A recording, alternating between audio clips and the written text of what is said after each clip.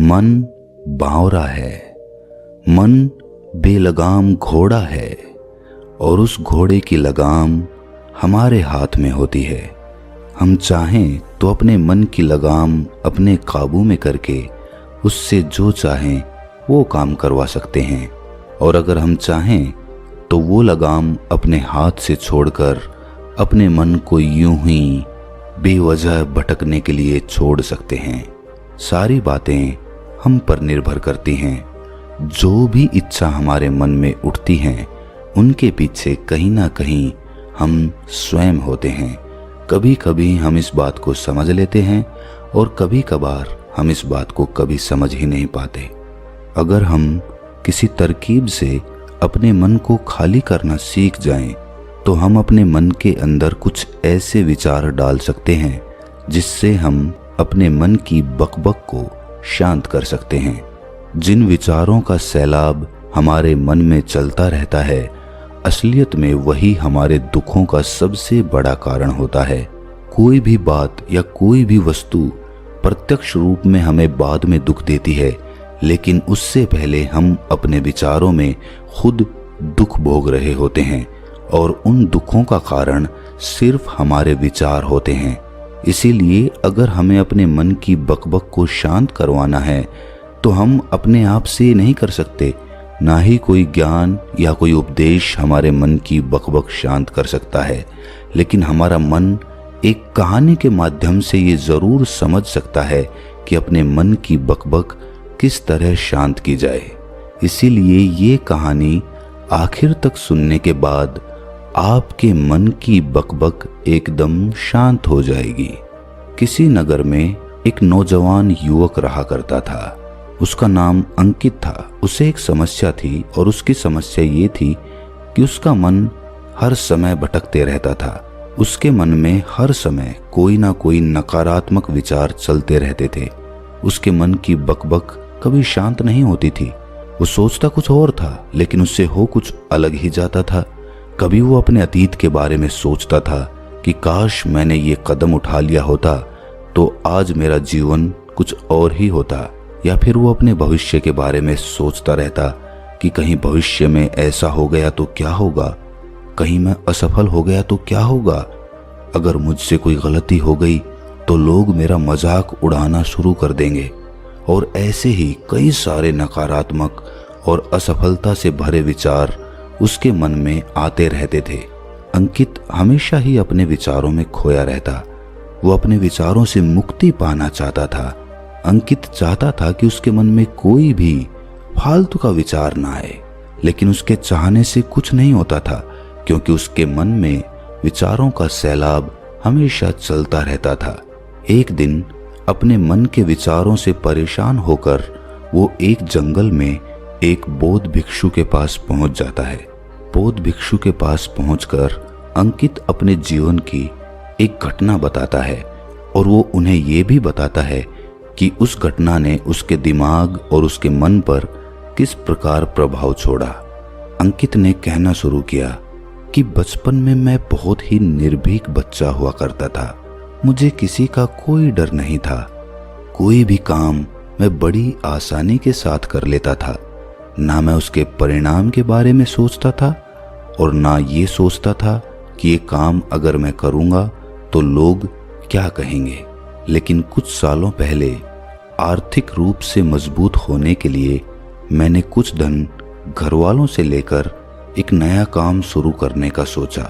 उस काम के बारे में मुझे सभी ने राय दी कि इस काम में ज्यादा मुनाफा नहीं होगा, तुम्हें नुकसान हो सकता है।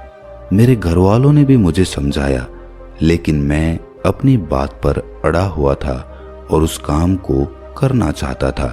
और जब मैंने जिद की तो घर वालों ने कुछ धन मुझे दे दिया। उस धन से मैंने उस काम की शुरुआत की, लेकिन दुर्भाग्यवश उस काम में मुझे हानि का सामना करना पड़ा। मुझे बहुत नुकसान हुआ। मेरा सारा धन खत्म हो गया था।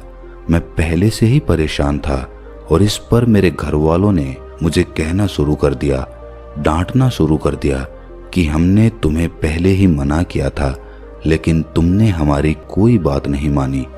अब अपने कर्मों को अपने आप भुगतो। ये घटना मेरे जीवन की एक ऐसी घटना बन गई जिसने मेरे जीवन को पूरी तरह से परिवर्तित कर दिया। अब जो भी काम मैं करने की सोचता हूँ तो मेरे मन में एक डर समा जाता है। या तो मैं ये सोचता हूँ कि लोग क्या कहेंगे, कहीं मैं नाकामयाब हो गया तो मेरे घर वाले मुझे डांटेंगे तो नहीं, या फिर भविष्य के बारे में सोचता हूँ कि अगर ये काम नाकामयाब रहा तो फिर मैं आगे क्या करूँगा, कहीं ये धन भी खत्म हो गया और मेरा नुकसान हो गया तो उस हानि की भरपाई मैं कैसे कर पाऊंगा। और ऐसे ही विचारों की वजह से मैं कोई भी काम शुरू नहीं कर पाता और मेरे मन में इन्हीं विचारों की बकबक चलती रहती है। मैं बहुत परेशान हो गया हूँ। मैं इन विचारों से छुटकारा चाहता हूँ। मैं अपने मन की बकबक को शांत करना चाहता हूँ। मैं जानता हूँ कि ये नकारात्मक विचार हैं, लेकिन फिर भी इनसे छुटकारा हासिल नहीं हो पाता। हर दिन मेरे मन में हजारों विचार चलते रहते हैं और ये कब होता है, क्यों होता है, मुझे कुछ पता ही नहीं चलता। बहुत देर बाद मुझे एहसास होता है कि मैं क्या करने बैठा था और मैं क्या कर रहा हूँ। मेरे मन के विचार मुझे कहाँ बहा ले जाते हैं इसका मुझे एहसास ही नहीं होता, और जब एहसास होता है तब तक बहुत वक्त बीत चुका होता है और फिर से यही प्रक्रिया चलती रहती है। मैं चाहता हूँ कि मेरे मन में एक भी विचार ना आए। जब मैं चाहूँ तभी मेरे मन में विचार आए। ये बातें सुनकर बौद्ध भिक्षु ने मुस्कुराते हुए अंकित से कहा कि किसी भी समस्या का समाधान तभी निकाला जा सकता है जब हम उस समस्या की जड़ तक पहुंच जाते हैं, समस्या को ठीक से समझते हैं और जानते हैं। इसके बाद बौद्ध भिक्षु ने कहा कि जिस मन को तुम खाली करना चाहते हो, क्या तुमने उस मन को कभी भी थोड़ा बहुत समझने की कोशिश की है, थोड़ा बहुत जाना है? ये सुनकर अंकित ने कहा कि भंते, मैंने अपने मन को जानने की बहुत कोशिश की है, लेकिन मैं जितना ही इसके बारे में जानने की कोशिश करता हूँ, मेरा मन उतना ही रहस्यमय हो जाता है। ये सुनकर बौद्ध भिक्षु ने उसी वक्त अंकित को एक घड़ा देते हुए कहा कि जाओ, इस घड़े में छोटे छोटे पत्थर भरकर लेकर आओ। फिर वो युवक वहां से गया और उस घड़े में छोटे छोटे पत्थर भरकर उस बौद्ध भिक्षु के पास लेकर आ गया। बौद्ध भिक्षु ने उसी वक्त मुस्कुराते हुए कहा कि इस घड़े को तुम अपना मन समझो और इस गड्ढे में भरे पत्थरों को अपने विचार समझो। अब इस घड़े में और पत्थर डालो। उस युवक ने घड़े में और पत्थर डालने शुरू कर दिए। चूंकि घड़ा पहले से भरा हुआ था तो एक दो पत्थर डालने के बाद बाकी सारे पत्थर नीचे गिरने लगे। फिर बौद्ध भिक्षु ने अंकित को सचेत करते हुए कहा कि रुको, जरा ध्यान से देखो, अब घड़े में पत्थर नहीं आ रहे हैं बल्कि पत्थर नीचे गिर रहे हैं, क्योंकि ये एक घड़ा है और इसमें जो आ सकता था वो आ चुका है। अब इसमें और पत्थर नहीं आ पाएंगे। अगर दूसरे पत्थर डालने हैं तो पहले वाले पत्थरों को निकालना होगा। ये सुनकर उस युवक ने कहा कि गुरुदेव, मैं आपकी बात समझ गया हूँ कि आप मुझे क्या बताना चाहते हैं। हमें अपने मन को विचारों से खाली कर देना होगा। ये सुनकर बौद्ध भिक्षु मुस्कुराने लगे और कहा कि पहले मेरी पूरी बात तो सुन लो, उसके बाद मन को खाली कर लेना। फिर बौद्ध भिक्षु ने उस युवक को कहा कि हमारा मन एक घड़े के बिल्कुल उल्टा है, क्योंकि घड़े को तो तुम पत्थरों से भर सकते हो, लेकिन मन को विचारों से नहीं भर पाओगे, क्योंकि मन तो हमेशा खाली रहता है। ये सुनकर उस युवक ने कहा कि गुरुदेव, मुझे आपकी बातें कुछ समझ में नहीं आ रही हैं। मन अगर खाली रहता है तो फिर हम उसे खाली करना क्यों चाहते हैं? फिर मन को खाली करने की क्या आवश्यकता है? इस पर बौद्ध भिक्षु ने उससे कहा कि इस घड़े से एक एक करके पत्थरों को बाहर निकालो। उस युवक ने वैसा ही किया।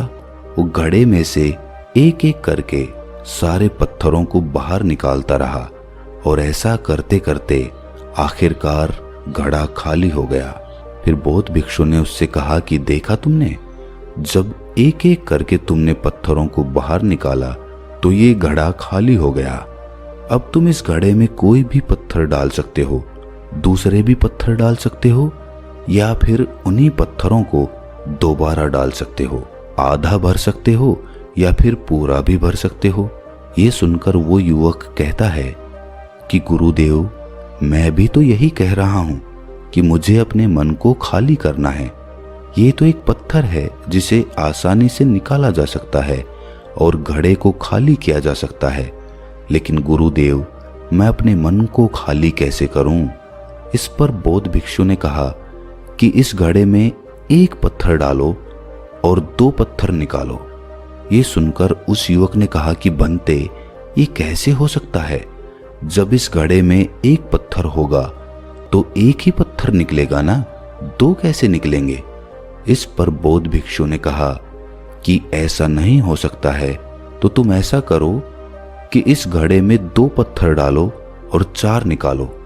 इस पर अंकित ने कहा कि महाराज, ऐसा भी कैसे हो सकता है? ये कोई चमत्कारिक घड़ा तो है नहीं कि 1 डालो तो 2 निकल जाएंगे, 2 डालो तो 4 निकल जाएंगे। ये सुनकर भिक्षु ने कहा कि ये घड़ा तो चमत्कारिक नहीं है, तुम्हारा मन तो चमत्कारिक है। उसमें से अगर तुम एक विचार बाहर निकालते हो तो उसके साथ 2 विचार आते हैं, और जब तुम 2 विचारों को निकालने की कोशिश करते हो तो उसके साथ 4 विचार आते हैं, और फिर ऐसा करते करते विचारों की एक लंबी श्रृंखला बन जाती है, और फिर तुम कहीं नहीं रुकते, एक के बाद एक विचारों को पकड़ते जाते हो। ये मिट्टी का घड़ा तो पत्थरों से भर जाएगा, लेकिन तुम्हारा मन कभी नहीं भरेगा। वो तो हमेशा खाली है, वो अपने में से कुछ खाली नहीं कर सकता। ये इस मन की माया है कि सब कुछ है लेकिन फिर भी कुछ नहीं है।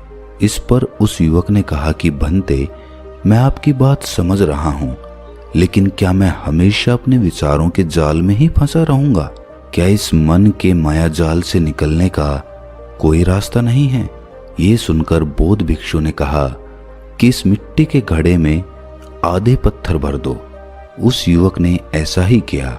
फिर बौद्ध भिक्षु ने कहा कि अब इन पत्थरों में से कोई एक पत्थर चुनो और उस पत्थर की एक छोटी सी मूर्ति बनाकर मुझे दे दो। मैं जानता हूं कि तुम एक अच्छे कलाकार हो। अंकित ने एक पत्थर निकाला और उस पत्थर को बौद्ध भिक्षु के सामने तराशने लगा। पत्थर को तराशते वक्त उसे लगा कि ये पत्थर अच्छा नहीं है। फिर उसने दूसरा पत्थर घड़े से निकाला, लेकिन उसे वो पत्थर भी पसंद नहीं आया। फिर उसने तीसरा पत्थर निकाला, लेकिन वो तीसरा पत्थर भी उसे पसंद नहीं आया। उसका रंग अच्छा नहीं था। ऐसा करते करते उस युवक ने सभी पत्थरों को बाहर निकाल दिया। उस युवक को ऐसा करते हुए बौद्ध भिक्षु बड़े ही ध्यान से देख रहे थे। फिर बौद्ध भिक्षु ने उससे कहा कि जो तुमने सबसे पहले पत्थर निकाला था, उस पत्थर को ये समझकर तराशो कि इसके बाद तुम्हारे पास कोई और पत्थर नहीं है और ये एक ही पत्थर तुम्हारे पास है। फिर उस युवक ने जैसा गुरुदेव ने कहा था उसी एक पत्थर को लेकर तराशना शुरू किया और उसने उस पत्थर को एक बहुत ही सुंदर मूर्ति का आकार दे दिया। उस मूर्ति को बौद्ध भिक्षु को भेंट करते हुए उस युवक ने कहा कि गुरुदेव, इस पत्थर से इतनी सुंदर मूर्ति बन सकती थी, मैं ये सोच भी नहीं सकता था। उस युवक की बात सुनकर बौद्ध भिक्षु ने कहा कि जब तुम्हारे पास और कोई दूसरा विकल्प नहीं होता है, तब हम उस विकल्प में ही संपूर्ण ऊर्जा लगाते हैं और उसी को सबसे बेहतर बनाते हैं। और जब हमारे पास कई सारे विकल्प होते हैं तो हम पत्थर चुन भी नहीं पाते और मूर्ति बन भी नहीं पाती। हमारा मन भी एक विचार के पीछे हजारों विकल्प खोल कर रख देता है और एक मुख्य विचार को छोड़कर उन हजारों फालतू के विचारों में उलझ कर रह जाते हैं। फिर उस युवक ने कहा, गुरुदेव, मैं आपकी बातों को बहुत अच्छे से समझ गया हूं, लेकिन अब मुझे क्या करना चाहिए? कृपया आप मेरा मार्गदर्शन करें। भिक्षु ने उस युवक से कहा कि मन को खाली करना, साफ करना 1-2 दिन का काम नहीं है, ये बहुत लंबी प्रक्रिया है। तो क्या तुम इसके लिए तैयार हो? वो युवक कहता है कि जी गुरुदेव, मैं तैयार हूं, चाहे कितनी भी लंबी प्रक्रिया क्यों ना हो। ये जवाब सुनकर बौद्ध भिक्षु ने कहना शुरू किया कि सबसे पहले तो तुम ये समझो कि मन हमारा दुश्मन नहीं है। हमें मन से कोई चीज निकालनी नहीं है। ये ख्याल ही निकाल दो कि तुम्हें मन को खाली करना है। तुम जितना ही अपने विचारों को रोकने की कोशिश करोगे, विचार दुगनी ऊर्जा के साथ तुम पर आक्रमण करेंगे। ध्यान रहे, मन एक बच्चे की तरह होता है। अगर हम बच्चे से कोई चीज छुपा कर रखना चाहते हैं, छुपाने की कोशिश करते हैं, तो बच्चा उसी चीज की जिद करने लगता है, उसी के बारे में सोचने लगता है। इसी प्रकार जो भी विचार हम अपने मन से निकालने की कोशिश करते हैं, तो उसको निकालने के लिए, उस विचार को निकालने की प्रक्रिया के संबंध में सोचना शुरू कर देते हैं, और फिर उसको निकालने की प्रक्रिया के संबंध में ही हमारे मन में विचार उठने लगते हैं, और हमारा मन उसी विचार के इर्द गिर्द घूमता रहता है। और हम जितना ही उस विचार को निकालने के बारे में सोचेंगे, मूलतः हम उसी विचार के बारे में सोच रहे होंगे, और आखिरकार हम पाएंगे कि उस विचार को तो हम निकाल ही नहीं पाए जिसको हम निकालना चाहते थे। उल्टा हमने उस विचार को अपने मन के अंदर और गहरी जगह दे दी। एक सूत्र हमेशा याद रखो, आने दो और जाने दो। तुम उनके साथ छेड़छाड़ मत करो। उनको निकालने के बारे में मत सोचो, उनको पकड़ने के बारे में मत सोचो। बस ये समझो कि विचार आया और चला गया। तुम मात्र देखने वाले थे, तुम साक्षी थे। और जब तुम्हारे अंदर साक्षी भाव उत्पन्न होने लगता है, तो तुम दृष्टा बन जाते हो, देखने वाले बन जाते हो। और जितना ही तुम अपने विचारों को देखते जाते हो, उतने ही तुम्हारे विचार खाली होने लगते हैं।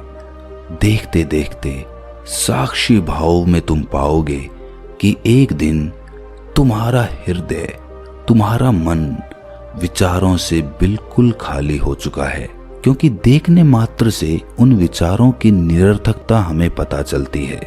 इसके बाद बौद्ध भिक्षु ने कहा कि जब तुम किसी टूटे फूटे रास्ते पर चलते हो, तो क्या तुम गड्ढों को भरते हुए चलते हो? नहीं, तुम उन गड्ढों से बचकर सीधे अपनी आंखों को उस रास्ते पे टिकाकर आगे निकलते जाते हो। तुम्हें कुछ लेना देना नहीं है। तुम उस पार उतर जाओगे और रास्ता और वो गड्ढे दोनों पीछे रह जाएंगे। तो उसी प्रकार तुम्हें बस अपने विचारों को देखते हुए चलना है, और देखते देखते तुम अपने मन के पार उतर जाओगे। लेकिन इसके लिए तुम्हें थोड़ी मेहनत करनी होगी। तुम्हें ध्यान में बैठना होगा और अपने विचारों को साक्षी भाव से देखना होगा। निरंतर देखते रहने से ये तुम्हारी आदत बन जाएगी और फिर तुम्हें प्रयास नहीं करना पड़ेगा। इस पर अंकित ने कहा कि भंते, ये तो बहुत लंबी प्रक्रिया हो गई, लेकिन कभी कभी मुझे अपने विचार बहुत ज्यादा परेशान कर देते हैं और उन विचारों से मैं तत्क्षण छुटकारा पाना चाहता हूँ। तो क्या कोई ऐसी विधि है जिसके जरिए मैं तत्क्षण अपने विचारों से छुटकारा पा सकूं? इस पर बौद्ध भिक्षु ने कहा कि हमारे विचारों का संबंध हमारी सांसों से होता है। जिस प्रकार हमारी सांसें चलती हैं, उसी प्रकार के विचार हमारे मस्तिष्क में आते हैं। अगर तुम्हें अपने विचारों की श्रृंखला तोड़नी है, तो तुम्हें अपनी सांसों की श्रृंखला तोड़नी होगी। जब भी तुम्हें बहुत सारे विचार परेशान करने लगे, उस वक्त तुम शारीरिक अभ्यास कर सकते हो, और जितना तुम शारीरिक अभ्यास करोगे उतनी ही तुम्हारी सांसें उखड़ती चली जाएंगी, और जितनी तुम्हारी सांसें उखड़ेंगी उतनी ही उन सांसों की श्रृंखला टूटती चली जाएगी। और जैसे ही सांसों की श्रृंखला टूटेगी, वो विचारों की श्रृंखला भी अपने आप टूट जाएगी। तुम तेजी के साथ दौड़ सकते हो या नाच सकते हो, या फिर बैठे बैठे ही अपनी सांसों को इस प्रकार चलाने की कोशिश कर सकते हो कि उनका कोई क्रम ना रह जाए, उनका कोई रिदम ना रह जाए। और जब वो रिदम टूट जाएगा तो तुम पाओगे कि तुम्हारे मन में एक शांति और एक आनंद का उदय हो चुका है। मन के विचारों से छुटकारा पाने के लिए सांसारिक आदमी को अपने काम में पूर्णतः अपना मन लगाना होगा, पूर्णतः उस काम में सम्मिलित होना होगा। और जब वो आदमी किसी काम में पूर्णतः सम्मिलित हो जाएगा तो उसको ना तो अतीत के विचार सताएंगे और ना ही भविष्य की कल्पना उसके दिमाग में आएगी।